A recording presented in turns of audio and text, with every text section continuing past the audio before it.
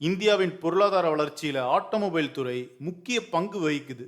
இது நாட்டுடைய மொத்த உள்நாட்டு உற்பத்தி மற்றும் வேலைவாய்ப்புல குறிப்பிடத்தக்க பங்களிப்பை வழங்குது. தொழில்துறை வளர்ச்சியின் முக்கிய உந்துதலா இந்த துறை இருக்கு. லட்சக்கணக்கானவர்களுக்கு வேலைகளை வழங்குது மற்றும் பல்வேறு துணை தொழில்களுக்கு இது ஆதரவளிக்குது. இந்தியாவின் வாகனத்துறை நாட்டுடைய மொத்த உள்நாட்டு உற்பத்தியில முக்கிய பங்காற்றுது. இது மொத்த ஜிடிபியில சுமார் 7% ஆகும். இது பொருளாதாரத்தில் அதோடைய முக்கியத்துவத்தை பிரதிபலிக்குது.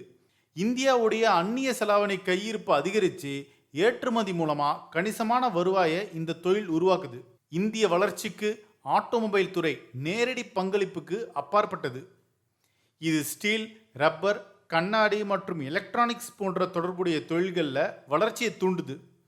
மற்ற துறைகளும் ஆட்டோமொபைல் துறையால் கணிசமான வளர்ச்சியை பெறுது. இந்த ஒன்றோடு ஒன்று இணைந்திருப்பது பொருளாதாரத்தில் அதோடைய ஒட்டுமொத்த தாக்கத்தை அதிகரிக்குது. இந்தியாவில் வாகன தொழில் ஒரு குறிப்பிடத்தக்க வேலைவாய்ப்பு ஆதாரமாக இருக்குது. 3 கோடிக்கும் அதிகமான மக்களுக்கு இது நேரடி வேலைகளை வழங்குது. இது தொடர்புடைய துறைகள் மூலமாக இன்னும் பல பேருக்கு மறைமுகமான வேலைவாய்ப்பை வழங்குது. இந்த விரிவான வேலை உருவாக்கம் இந்திய நாட்டுடைய வேலையின்மையை குறைக்க உதவுது மற்றும் நாடு முழுக்க குடும்ப வருமானத்தை அதிகரிக்க உதவுது.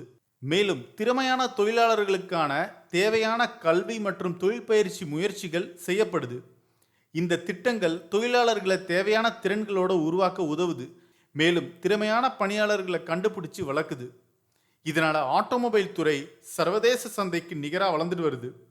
வாகனத்துறையில் புதுமை இந்தியாவில் தொழில்நுட்ப முன்னேற்றங்களை ஏற்படுத்தியிருக்கு. உலகளாவிய தரத்தை பூர்த்தி செய்கிற அதிநவீன வாகனங்களை உருவாக்க நிறுவனங்கள் ஆராய்ச்சி மற்றும் மேம்பாட்டில் அதிக அளவில் முதலீடு செய்யுது. புதுமைக்கான இந்த கவனம் தயாரிப்பு தரத்தை மேம்படுத்துறதோடு மட்டுமில்லாமல் உற்பத்தி செயல்முறைகளையும் மேம்படுத்துது. அந்த முயற்சிகளில் வெற்றிகள் இருந்த போதிலும் வாகனத்துறை பல சவால்களை எதிர்கொள்ளுது. ஒழுங்குமுறை மாற்றங்கள், ஏற்ற இறக்கமான எரிபொருள் விலைகள் மற்றும் சுற்றுச்சூழல் கவலைகள் எல்லாமே குறிப்பிடத்தக்க தடைகளை ஏற்படுத்துது.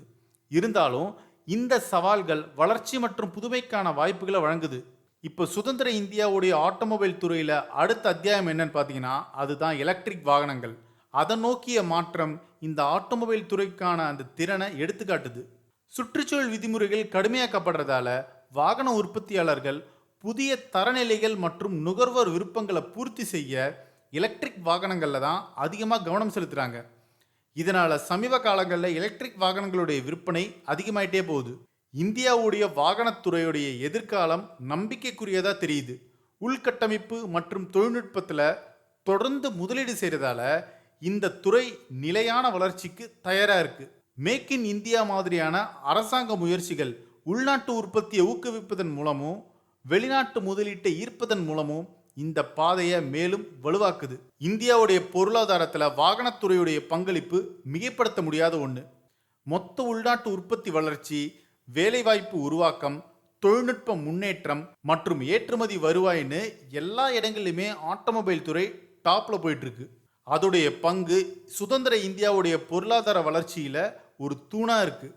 ஸோ இந்தியாவுடைய ஆட்டோமொபைல் துறை வளர்ச்சியை பற்றி உங்களுடைய கருத்து என்ன? கமெண்ட் செக்ஷனில் சொல்லுங்கள். இது ஒன் இண்டியாவுக்காக ஆனந்தன்.